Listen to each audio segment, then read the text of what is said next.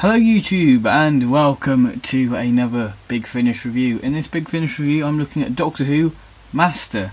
Now this audio is part of a trilogy called the Villains Trilogy, where there are a villain and they're basically character pieces for that villain, basically expanding our knowledge on that villain in the story. In this case it is the Master. The other two stories in the trilogy are Davros and Omega. I don't think they interlink in any way. They're just the only sort of thing they have is it's a companionless story. It features the Doctor and a said villain on the cover and the title of the story. So that's basically the Villains Trilogy. So yeah, this review was requested by Casterbrus the Fibster. Please go and check his channel out. He does loads of Big Finish reviews. And they're fantastic. They are great reviews. So thank you very much for the request. Now let's look at the cover of this story. Okay, so the artwork consists of Sylvester McCoy, Doctor Who Master.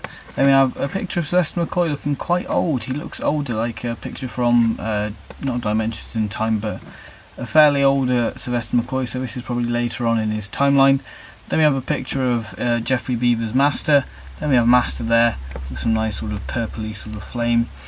And then we have the TARDIS there and the main sort of place this story set in, a house. And then we have cast members Philip Maddox in there, which is really nice to have him in a Big Finish audio because he's fantastic. And he's sort of quite iconic for the classic series, you know, in the War Games I believe, and Brain and Morbius. Then we have the spine there with a picture of Sylvester McCoy, Doctor Who Master, and number 49. On the back we have what the story is about, and we have that sort of purple effect there with the TARDIS. And then we have a picture of the cover there. Total run time for this story is 135 minutes. And on the other side we have a picture of the Master there. So it's like Project Lazarus sort of cover, where there's alternate ways. So that's basically the artwork for the story. Now let's look at the booklet. And okay, so here is the booklet. So if I open it up, we have some author notes and what the story was originally going to be called and stuff, and where it sits in the 7th Doctor sort of timeline. Then we have sort of pictures of the recording with some of the crew members, which is very nice. And finally we have end credit, an advertisement for other 7th Doctor audios. And then we have the cast members there. As you can see, it's quite a short, small cast, which is interesting. Then we have the same picture of Sylvester McCoy there. Then we have the 40th anniversary logo there because it is part of the 40th anniversary year. And the discs are exactly the same with this sort of explosion. You can't exactly see, and that's the problem with the early Big Finish ones, you can't exactly see the disc up well.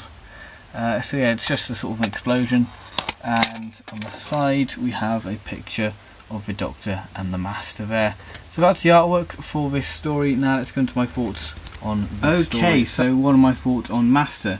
Master, wow, what a fantastic story. The story itself starts different to most Doctor Who stories in the sense that the Doctor arrives and goes, "Ah, dude, I know you. Ah, yes, Doctor, you know me because I'm the Master." Ah, yes, but it's not that. It is basically the Doctor arrives on a planet called Perfergia, I think that's how you pronounce it, and he goes and tries to talk to this assassin and has a cup of tea with this assassin and tries to talk him out of it for reasons what is explained later on in the story, why he went to that specific person to try and stop him. And it is a big major plot point. I'm not going to say what it is because it will just ruin the ending of the story. And throughout the story Sylvester McCoy will butt in, and that bloke will, and sort of recap and reflect on the events what have been happening on the story. And the Sylvester McCoy is involved in the story. It's not a Doctor-like story. It's not the Doctor just butting in, just going, and yeah, yes, this happened and this. The Doctor is actually in the events what happened in the story. So yeah, that's a good sort of interesting way of telling the story, and it works well actually. Part 1 and 2 I find quite slow, but they are necessary because they sort of build and lay down the foundations for some really key plot points that are later explored in the story.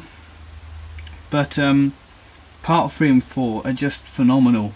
Part 3 especially is probably my favourite part of the story, with us as the listener getting to hear a bit about the Doctor and Master's childhood, and it does sort of hint at how the Master might have gone bad or evil, which I find quite interesting. Now, the standout performances obviously are Sylvester McCoy and Geoffrey Beevers. Also on that moment with the Doctor and Master's childhood is that you do feel a sense of loss in Sylvester McCoy's performance. You feel like that's when it all changed, which I think is great and it's fantastic. So yeah, going back to performances, there's two standout performances, as I've said, are the two leads, Master and the Doctor, and this story is really for Geoffrey Beevers because he didn't get much time on screen. He only screen in The Keeper of Traken, and that was an okay story, but in the audios he really does get something to dig his teeth into, and this story is really where his Master fleshes out, that's not a pun, the way he looks, because he's a bit of a decayed figure.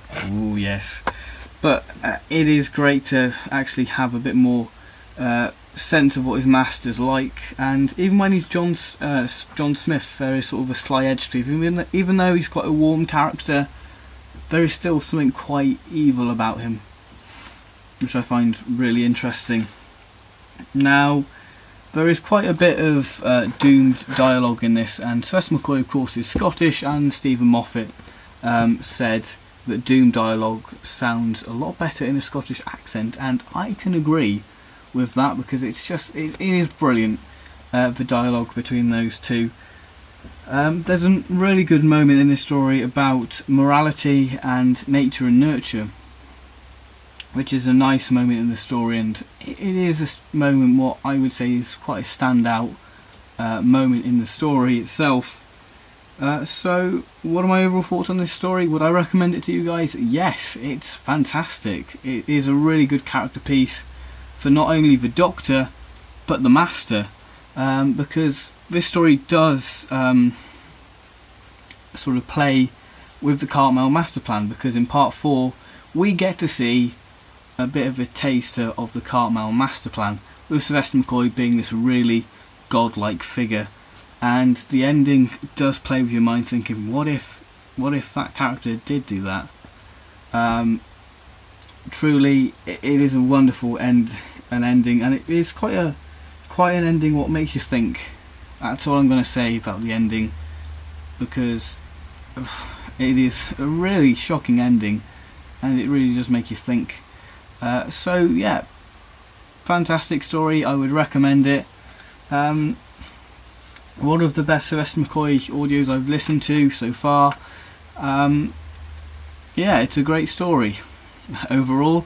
So thank you very much for watching this review, and I will see you in my next review, whatever that will be. So yeah, thank you very much for watching.